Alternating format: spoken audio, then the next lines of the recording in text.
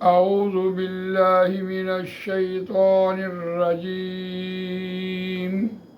بسم الله الرحمن الرحيم. لله ما في السماوات وما في الأرض وإن تبدوا ما في أنفسكم أو تخفوه يحاسبكم به الله فيغفر لمن يشاء ويعذب من يشاء والله على كل شيء قدير. آمنت بالله صدق الله العظيم. رب اشرح لي صدري ويسر لي امري واحلل عقدة من لساني يفقهوا قولي. اللهم ارنا الحق حقا وارزقنا اتباعه وارنا الباطل باطلا وارزقنا اجتنابه. آمین یا رب العالمین. دوستو اور بزرگوں، سورہ بقرہ آیت نمبر 284 آپ کے سامنے تلاوت کی ہے، اور یہ تیسرے پارے کا 8واں رکوع یہاں سے شروع ہو رہا ہے، اور یہ سورہ بقرہ کا آخری رکوع ہے۔ اس رکوع میں جو آغاز میں آیت آئی ہے، للہ ما فی السماوات و ما فی الارض وَإِن تُبْدُوا مَا فِي أَنفُسِكُمْ أَوْ تُخْفُوهُ يُحَاسِبْكُم بِهِ اللَّهُ فَيَغْفِرُ لِمَن يَشَاءُ وَيُعَذِّبُ مَن يَشَاءُ وَاللَّهُ عَلَى كُلِّ شَيْءٍ قَدِيرٌ۔ یہ آیت مضمون کے اعتبار سے بالکل منفرد ہے، اور بات یہاں سے شروع کی گئی ہے کہ آیت کا روان ترجمہ سنتے ہیں، وَلِلَّهِ مَا فِي السَّمَاوَاتِ وَمَا فِي الْأَرْضِ، واسطے اللہ ہی کے ہے جو کچھ آسمانوں اور زمین میں ہے۔ وَإِن تُبْدُوا مَا فِي أَنفُسِكُمْ، اور اگر تم ظاہر کرو جو تمہاری جانوں میں ہے، تمہارے جیوں میں ہے، أَوْ تُخْفُوهُ يُحَاسِبْكُم بِهِ اللَّهُ، یا تم اسے چھپاؤ، يُحَاسِبْكُم بِهِ اللَّهُ، اللہ محاسبہ کرے گا تمہارا، اللہ ضرور اس کی پوچھ گچھ کرے گا۔ فَيَغْفِرُ لِمَن يَشَاءُ وَيُعَذِّبُ مَن يَشَاءُ، پس وہ بخش دے گا جسے وہ چاہے گا، وَيُعَذِّبُ مَن يَشَاءُ، اور وہ عذاب دے گا جسے وہ چاہے گا، وَاللَّهُ عَلَى كُلِّ شَيْءٍ قَدِيرٌ، اور اللہ ہر چیز پر قادر ہے۔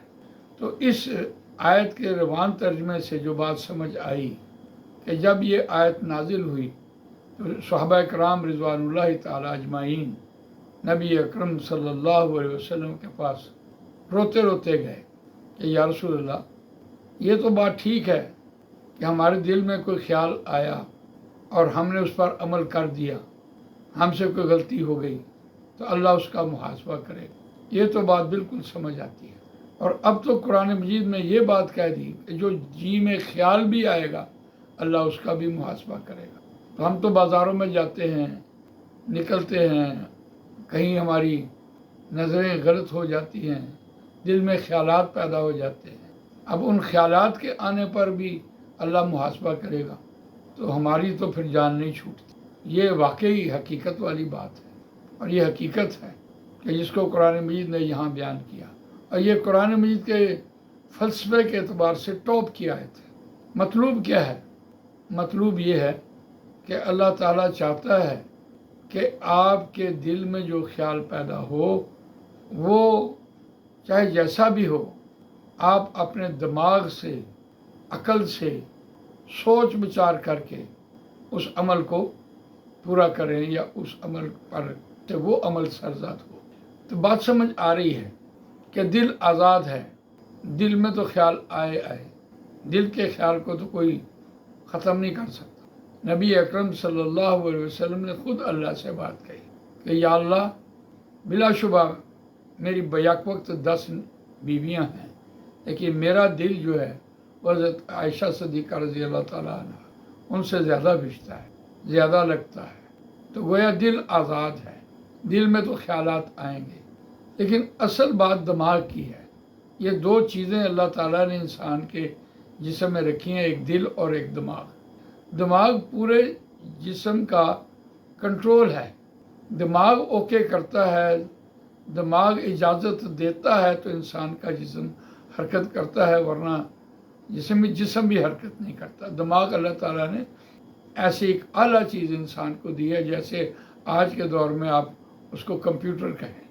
آپ دیکھیں جب آپ سفر کر رہے ہوتے ہیں تو آپ کی آنکھ میں کوئی چیز آ رہی ہوتی ہے تو فوراً دماغ کو پتہ چل جاتا ہے کہ کوئی مچھر آیا یا کچھ آیا، تو فوراً آنکھ بند ہو جاتی ہے۔ تو دماغ اتنی حساس چیز اللہ نے بنائی ہے۔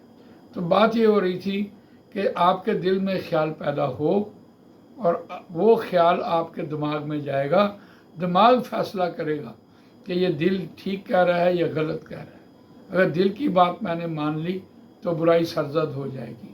لہٰذا اللہ کی یہ مرضی ہے کہ آپ کے دماغ میں ایسے خیالات پیدا ہی نہ ہوں جس سے برائی سرزد ہو۔ تو دماغ میں جو ایک ہلچل مچتی ہے، جو اتھل پتل ہوتی ہے، اس سے مراد یہ ہے کہ دماغ آپ کا سلیم ہونا چاہیے، جیسے قلب سلیم ہوتا ہے جس میں کوئی برائی کا خیال ہی نہیں پیدا ہوتا، اسی طرح دماغ میں بھی اتنی عقل والی بات ہو، سوچ والی بات ہو، اللہ والی بات ہو، سنت والی بات ہو، تاکہ دل جو ہے وہ اگر کوئی بری چیز دیکھ بھی لے تو دماغ اس کو بالکل اوکے نہ کرے، دماغ اس کا کہا نہ مانے۔ آپ نے دیکھا مشرف کے دور میں کیا ہوا کہ دل کا کہا مت مانیے، یہ عام ہم دیکھتے تھے، کتے لگے ہوتے تھے، بورڈز لگے ہوتے تھے کہ کوئی بیگ کوئی چھوڑ کے چلا گیا تو آپ دل یہ کہہ رہا ہے پڑا رہنے دو، کوئی بات نہیں، خیر ہے، لیکن اپنے عقل سے، دماغ سے آپ فوری طور پر اطلاع دیں، تھانے میں اطلاع دیں، اعلیٰ حکام کو اطلاع دیں کہ یہ بیگ پڑا ہوا ہے، اس کو اٹھا لے، کہیں اس میں بم بھی نہ ہو۔ تو دل کا کہا مت مانیے۔ تو اس اعتبار سے جو دماغ اللہ نے دیا ہے وہ دل کا کنٹرول دیا ہے۔ اگر دل میں کوئی برا خیال آ بھی گیا تو دماغ اس کو سوچے اور سمجھے اور اس پر عمل کرے کہ یہ دل کا جو خیال ہے یہ غلط ہے، یہ برائی کی طرف لے کے جائے گا۔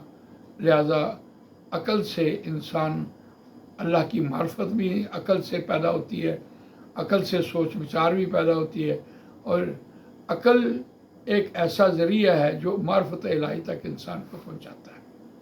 جب عقل ختم ہوتی ہے تو وہاں سے پھر سنت اور نبی اکرم صلی اللہ علیہ وسلم کے اعمال اور اس کے بعد پھر وہی کا ایک ذریعہ انسان کے ذہن میں آتا ہے۔ تو یہ اللہ تعالیٰ نے یہ آیت ایک فلسفہ قرآنی کی ٹاپ ہمارے سامنے رکھی، للہ ما فی السماوات و ما فی الارض وَإِن تُبْدُوا مَا فِي أَنفُسِكُمْ أَوْ تُخْفُوهُ يُحَاسِبْكُم بِهِ اللَّهُ۔ واسطے اللہ ہی کہ ہے جو کچھ آسمان اور زمین میں ہے۔ یہ تو بالکل بات ٹھیک ہے، ہر چیز اللہ کی قدرت میں ہے، ہر چیز اللہ کا اختیار ہے، اور ہر چیز عارضی ہے، ہر چیز نے فنا ہونا ہے۔ کل من علیہا فان ویبقی وجہ ربک ذو الجلال والاکرام۔ ہر چیز فانی ہے اور تیرے رب کا چہرہ، تیرے رب کی ذات جو ذوالجلال والاکرام ہے وہی باقی رہنے والی ہے۔ وَلِلَّهِ مَا فِي السَّمَاوَاتِ وَمَا فِي الْأَرْضِ۔ واسطے اللہ کے جو کچھ آسمانوں اور زمین میں ہے وہ اللہ ہی کا ہے۔ وَإِن تُبْدُوا مَا فِي أَنفُسِكُمْ، اور اگر تم ظاہر کرو جو تمہارے جیوں میں ہے، أَوْ تُخْفُوهُ، یا تم اسے چھپاؤ، يُحَاسِبْكُم بِهِ اللَّهُ، اللہ اس کا محاسبہ کرے گا۔ آگے جو ٹکڑا بیان ہوا، فَيَغْفِرُ لِمَن يَشَاءُ وَيُعَذِّبُ مَن يَشَاءُ، بس وہ بخش دے گا جسے وہ چاہے گا۔ اب یہ جو قرآن مجید کا ایک اسلوب ہے کہ بات چلتی ہے تو اس کو مکمل کرنے کے بعد جو پہلی بات کہی ہوتی ہے اس کو بعد میں لے کے آ رہا ہوتا ہے۔ قرآن مجید کے اور بہت سے مقام ایسے ہیں، ہم دیکھتے ہیں ایک مقام اس سے پہلے بھی ہم پڑھ چکے اسی طرح کا، أَيَوَدُّ أَحَدُكُمْ أَن تَكُونَ لَهُ جَنَّةٌ مِّن نَخِيلٍ وَأَعْنَابٍ تَجْرِي مِن تَحْتِهَا الْأَنْهَارُ لَهُ فِيهَا مِن كُلِّ الثَّمَرَاتِ، واسطے اس کے اس باغ میں ہر چیز کے پھل ہیں۔ وَأَصَابَهُ الْكِبَرُ، اور پہنچے اس کو بڑھاپا، مال کے باغ کے مالک کو بڑھاپا آ جائے۔ وَلَهُ ذُرِّيَّةٌ ضُعَفَاءُ، اور واسطے اس کے اولاد ہو بڑی ضعیف، کمزور، ناتواں۔ اب اتنی بات کہنے کے بعد فَأَصَابَهَا إِعْصَارٌ فِيهِ نَارٌ فَاحْتَرَقَتْ، بس پہنچے اس باغ کو بگولا، اعصارٌ اس میں آگ ہو اور وہ اس کو جلا ڈالے۔ اب درمیان میں جو ذکر کیا وہ کچھ اور تھا، پچھلی جو مضمون چل رہا تھا اس کو آگے مزید بیان کیا۔ بالکل اسی آیت میں بھی اسی طرح فیغفر لمن یشاء ویعذب من یشاء، پس وہ بخش دے گا جسے وہ چاہے گا۔ یعنی اگر کوئی خیال ہمارے ذہن میں، دل میں خیال پیدا ہو گیا اور اس پر دماغ نے کنٹرول کیا اور اس پر عمل نہ ہوا تو اللہ اس کو بخش دے گا۔ ویعذب من یشاء، اور وہ عذاب دے گا جسے وہ چاہے گا۔ اگر دل میں خیال پیدا ہوا اور دماغ نے اس دل کا کہا مان کے اس برائی کی طرف، برائی پر عمل کر لیا تو پھر وہ عذاب دے گا جسے وہ چاہے گا۔ بہت خوبصورت بات ہوئی کہ دل میں خیالات کے آنے کا کوئی حرج نہیں ہے اگر اس پر عمل نہیں کیا۔ واللہ علی کل شیء قدیر، اور اللہ ہر چیز پر قدرت رکھنے والا ہے، اللہ ہر چیز پر قادر ہے۔